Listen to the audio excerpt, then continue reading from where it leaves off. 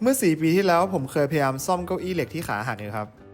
ผมว่าคิดง่ายๆว่าแค่ไปห้างซื้อเครื่องเชื่อมเหล็กมาเอามาซ่อมที่บ้านแต่นิดหน่อยมันก็คงติดกันแล้วมั้งถ้าซ่อมได้เนี่ยมันก็คุ้มค่าเครื่องไปนิดนึงแล้วปะและยิ่งถ้าเกิดมีอะไรในบ้านพังแล้วมันทำจากเหล็กอีกเนี่ยก็เอาเครื่องเดิมนี่แหละมันก็น่าจะซ่อมได้หมดทุกอย่างความเป็นจริงก็คือว่าเอามาลองเชื่อมดูปรากฏว่าคุมไฟไม่ได้ครับเก้าอี้ขาขาดมันกินทะลุเหล็กไปหมดเลยนะครับผมก็เลยไหนมันก็ตัดขาขาดไปอีกข้างแล้วอ่ะตัดออกทั้ง4ข้างเลยกันนะครับสุดท้ายก็เลยเอาเครื่องเชื่อมนี่แหละเชื่อมไม่ติดนักใช่ไหมขาขาดใช่ไหมตัดขาอีก3ข้างออกหมดเลยก็เลยกลายเป็นเก้าอี้ไร้ขานะครับ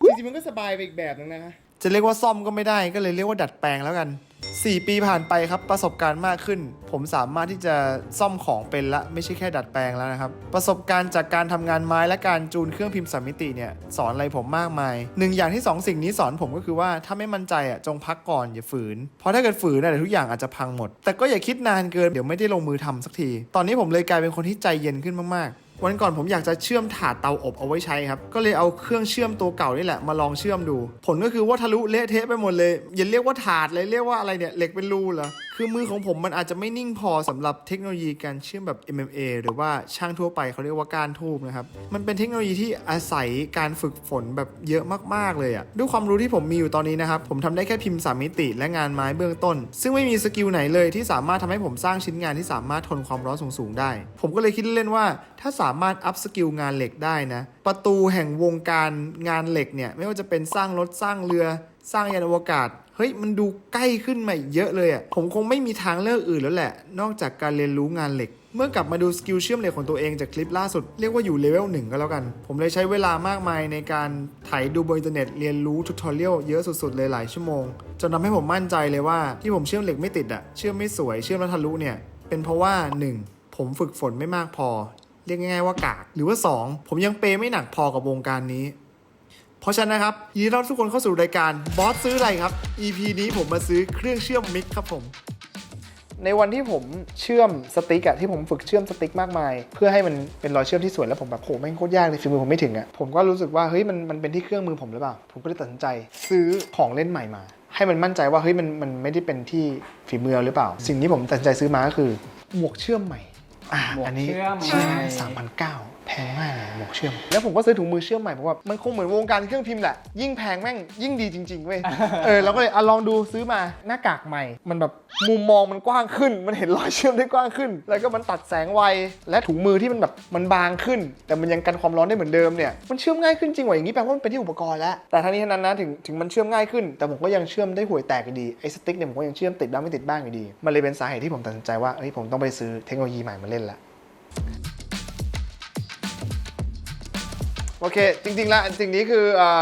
อปากกาพิมพ์3 มิติไม่กี่ร้อยบาทที่สั่งซื้อจากอินเทอร์เน็ตมาลองเล่นวิธีการของมันก็คือว่ามันเอาเส้น3 มิติเนี่ยนะที่มาเป็นม้วนๆเนี่ยนะปักเข้าไปข้างหลังเสร็จปุ๊บเนี่ยตัวมันก็สามารถที่จะเลือกความเร็วได้เลือกความร้อนตรงนี้แล้วเมื่อพร้อมก็กดไปถ้ามันเร็วเกินร้อนเกินมันก็จะนิสัยไม่เหมือนกันทางนี้ทางนั้นนิสัยไม่เหมือนกันเนี่ยก็แล้วแต่ว่าเราอยากให้มันนิสัยเป็นยังไงเราอยากให้มันไหลเร็วตอนนี้หรือให้มันค่อยๆไหลเพราะจังหวะนั้นเราจะแบบรีบระบายให้มันเต็มหรือเราอาจจะแบบเฮ้ยตรงนี้ต้องปราณีตค่อยๆเข้าโค้งก็แล้วแต่เซตติ้งที่เราจะเซตสิ่งเนี้ยเหมือนกับเครื่องเชื่อมมิกเลยเครื่องเชื่อมมิกเนี่ยนะเหล็กเนี่ยจะไม่มาเป็นแท่งอย่างนี้มันจะเป็นม้วนหน้าตาประมาณนี้ซึ่งมันจะมีม้วน5 กิโลกับม้วน15 กิโลแล้วก็ตัวปากกาก็หน้าตาอย่างนี้เหมือนกันตัวเชื่อมก็หน้าตาอย่างนี้เหมือนกันพอกดจึ๊กปุ๊บนะไส้นี้ก็จะวิ่งเข้าไปเพื่อฉีดออกมาไอ้เครื่องเชื่อมมิกเนี่ยตัวมอเตอร์เพื่อดึงเส้นเนี่ยมันอยู่ในเครื่องแล้วตัวเส้นเนี่ยก็อยู่ในเครื่องเช่นกันไอ้เนี่ยเป็นแค่หัวที่เราจับเอาไว้คอนโทรลมันเหนือกว่าไอ้สิ่งนี้ยังไง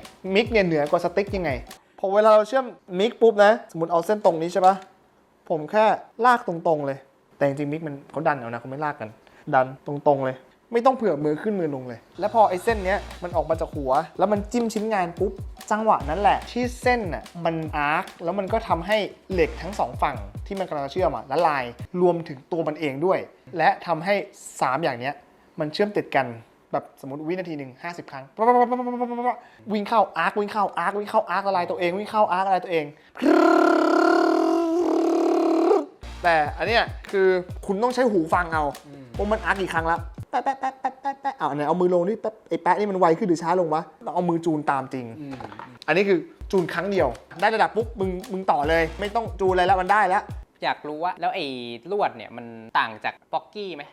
มันต่างจากป๊อกกี้ไหมตอนแรกผมก็ไม่เข้าใจเหมือนคุณผมก็แล้วมันทำงานยังไงวะปรากฏว่ามันมีลวดเวอร์ชันป๊อกกี้ด้วยเป็นป๊อกกี้ม้วนใช่ เพราะฉะนั้นแม่งเอาป๊อกกี้ม้วนเสียบใช่ปะแล้วก็ยิงแปะเสร็จปุ๊บแล้วก็มาสเก็ตช็อกโกแลตทิ้งมีฟลักซ์ที่หุ้มอยู่ต้องเขี่ยทิ้งอยู่ดีแต่ทั้งนี้ทั้งนั้นแค่มันจับวิธีการเชื่อมมาเป็นอย่างเงี้ยง่ายขึ้นเยอะแล้วแต่มันมีวิธีที่เราจะทำให้มันไม่มีสลักไหมวิธีการคือไอ้ปืนหัวมิกเนี่ยมันมีเทคโนโลยีหนึ่งเทคโนโลยีของมันคือมันมีท่ออีกอันนึงอ่ะที่วิ่งเข้ามาเป็นท่ออากาศเพื่อที่ว่าพอเวลาเรากดปุ่มนอกจากเส้นวิ่งออกมาปุ๊บอะแก๊สจะวิ่งออกมาพ่นตรงหัวด้วยเพื่อไล่อากาศอื่นๆทิ้งไปและเอาอากาศจากถังแก๊สอะออกมาปล่อยไม่ว่าคุณอากาศในถังแก๊สคุณจะเป็นอะไรก็แล้วแต่ไม่รู้แหละถ้าตัวเริ่มต้นสำหรับ beginner เขาใช้คาร์บอนไดออกไซด์กันถ้าคุณเลือกใช้ไส้ป๊อกกี้คุณสามารถเชื่อมได้เหมือนเดิมเลยแต่ว่าต้องเคาะแต่พอเป็นแบบอันนี้ปุ๊บอะคุณจะต้องมีถังอากาศอีกถังหนึ่งเพื่อที่จะปล่อยอากาศพร้อมกับลวดเชื่อมเข้ามาในหัวเพื่อทำให้พอเวลาเชื่อมเสร็จปุ๊บรอยมันอะไม่เปราะบางไม่เป็นรูพุนไม่เป็นฟองน้ำถ้าเกิดขึ้นภาพการทูบการเชื่อมทูบตรงนี้นะคือมันจะเป็นเส้นเหล็กที่อยู่ข้างในใช่ปะแล้วมันอารมณ์เหมือนป๊อกกี้อะเข้าใจไหมมันเอาไปเคลือบช็อกโกแลตเลยมันเอาไปจุ่มเพราะฉะนั้นอะไอตรงกลางที่เป็นแท่งเหล็กเนี่ยหรือถ้าเป็นป๊อกกี้ก็คือขนมปังใช่ปะแล้วมันเอาไปเคลือบช็อกโกแลตอะไอช็อกโกแลตเนี่ยมันเป็นสารเคมีเว้ยที่ภาษาช่างเขาเรียกว่าฟลักซ์พอเวลามันโดนความร้อนของการเชื่อมอะมันจะเผาตัวเองให้กลายเป็นควันซึ่งไอควันน่ะมันเป็นแก๊สเหมือนกันเป็นแก๊สอะไรสักอย่างหนึ่งอะในขณะที่ขนมปังอะละลายเพื่อเชื่อมไอตัวช็อกโกแลตข้างนอกเนี่ยมันก็เผาตัวเองให้กลายเป็นแก๊สเพื่อให้ไอตรงปลายป๊อกกี้ที่เชื่อมอยู่อะมันไม่โดนออกซิเจนอ้าวแล้วมันเผาแล้วมันหายไปป่ะหรือว่าคำถามดีมากเลยกูฉลาดไงฉลาดพอมันเผาปุ๊บอ่ะมันก็จะแข็งตัวแล้วเนื้อเหล็กที่เชื่อมอ่ะมันก็จะไปอยู่ในเหล็กใช่ปะส่วนที่มันเผาไอตัวฟลักซ์ข้างนอกเนี่ยมันก็จะไปเคลือบรอยเชื่อมเรียกว่าสแลกพอตอนที่มันเย็นแล้วอ่ะเราก็สามารถเอาค้อนหรือว่าแปรงเหล็กเนี่ยไปขัดมันก็จะออกมาเป็นแผ่นๆมันเคลือบช็อกโกแลตอย่างนี้เลย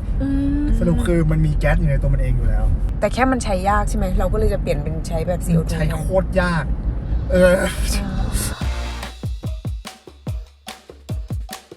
ข้อดีของการเป็นยูทูบเบอร์ไว้ทุกคนคือว่าเราจะมี FC อยู่ในวงการหลายวงการมากเลยเว้ยหนึ่งใน FC ของผมเนี่ยเขาอยู่ในวงการเมคเกอร์คนนี้เขาเป็นเมคเกอร์แบบตัวจริงเลยอ่ะคือเขาทำเป็นหมดเลยอ่ะงานเหล็กงานไม้เขาเก็ตหมดเลย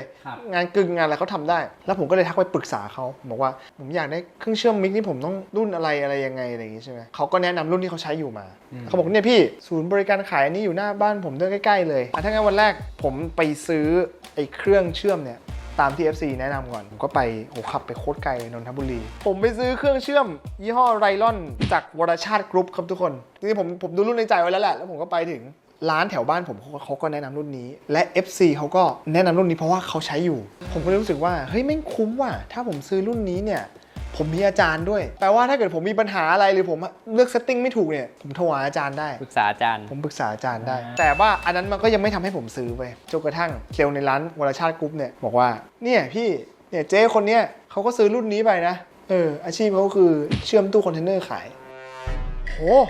มันเชื่อมตู้คอนเทนเนอร์ได้มันก็น่าจะโอเคซื้อเลย Yes day สบายใจยังสบายใจขอข้อมือหน่อยข้อมือขอข้อมือหน่อยโอ้นี่ก็คือเชือกอะไรนะพาราเซลมัดตั้งนาน3 วิบ้านทุกคนอาจจะมี LPG ที่บ้านใช่ปะ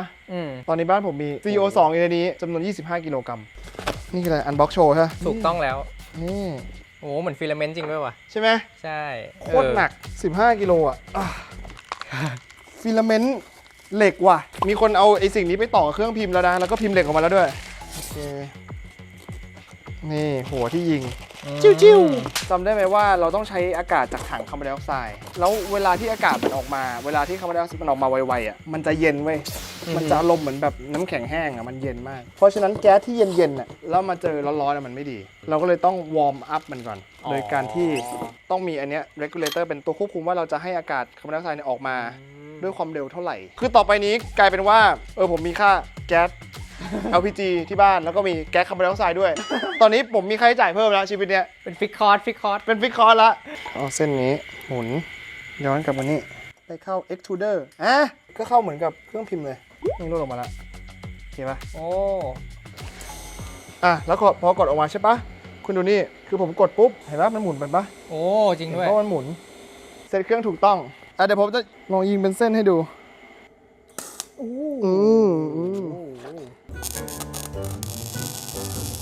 ไฟแรงไปทะลุเลย โอเค โอเค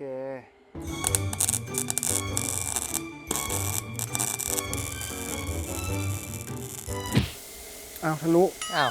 อะไรกันกูวะ ประมาณนี้อันนี้คือยังเซ็ตไม่เก่งแต่ว่ามั่นใจว่าทำได้นี่เหล็กคนละชนิดไม่รู้เชื่อมติดไหมลองดูเป้าหมายคือทำให้เหล็ก2ชนิดติดกันได้อย่างง่ายดายแบบมั่นคง ครับ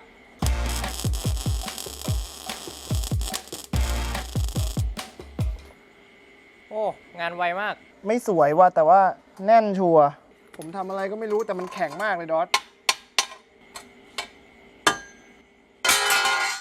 โอ้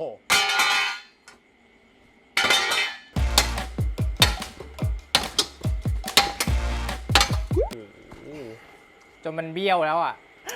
เจอคิวต่อไปครับ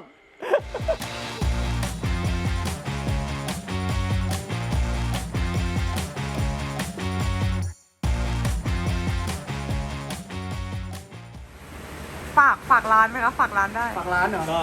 ฝากร้านไหมครับมีร้าน ผมใช่ไหมครับ มีร้านอะไรไหม จริงๆก็มีเพจครับ ก็เดี๋ยว เพจอยู่ตรงนี้ ใช่ครับเดี๋ยว แปะ เดี๋ยวผมให้ดูผลงานในเพจเยอะมาก เยอะมากๆ เดี๋ยว เลย ไปตามไปดูเพจลิงก์ตรงนี้ ได้ขอบคุณครับ ครับผมขอบคุณครับ แล้วขอบคุณครับ